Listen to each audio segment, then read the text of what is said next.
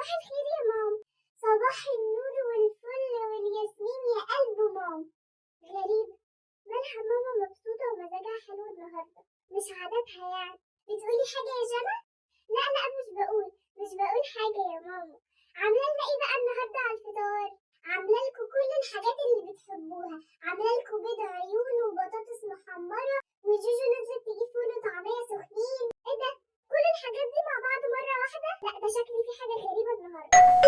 اهي جوجو جت اهي، يلا روحي افتحي لها على بال ما اجيب بقية الأكل واجي.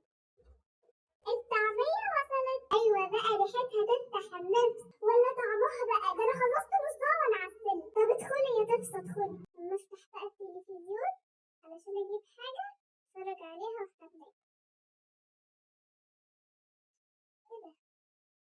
هي كل القنوات عليها أغاني عيد الأم ليه؟ علشان كده ماما مبسوطة ومزاجها حلو قوي النهاردة. يا لهوي، وده أنا ما عملتش حسابي خالص، ده أنا ما عملتش حسابي على الهدية، ده أنا معيش غير 22 جنيه ونص بس. اعمل ايه بقى؟ ده انا لو ما جبتش هديه لماما هتزعل مني قوي. ايه ده؟ انتي بتكلمي نفسك يا جنى؟ بقولك ايه يا جوجو، هو انتي عملتي حسابك لهديه عيد الام؟ اصل نسيت خالص وما كنتش عامله حسابي في فلوس. ايوه هم فاكرين اهو، اكيد هيجيبولك تاني. طبعا عملت حسابي، هي دي حاجه تتنسي؟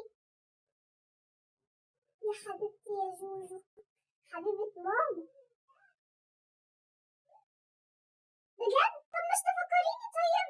اعمل ايه دلوقتي؟ طب ممكن يا جوجو تسلفيني من معاكي علشان اجيب هديه لماما؟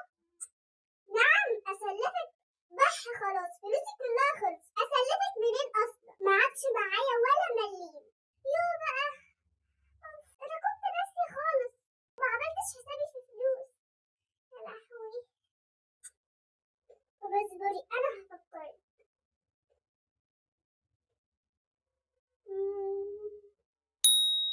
جاتلي فكرة، قولي بسرعة قولي بسرعة.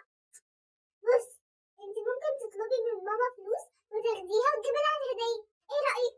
يا سلام، عايزين اخد فلوس من بابا علشان اجيب لها هدية؟ لا طبعا يا جوجو، مش هينفع اجيب لها هدية ليها وكمان بفلوسها. خلاص انت حرة، انا غلطانة اصلا ان انا بفكر معاكي. في ايه يا ولاد، صوتكم عالي على الصبح كده ليه؟ ماما، مفيش، احنا كنا بنتكلم عادي. ايه ده ماما غمضي عيني. اغمض عيني؟ اغمض عيني ليه؟ غمضي عينك بس. شكلها جايبالي هدية حلوة قوي. ماشي،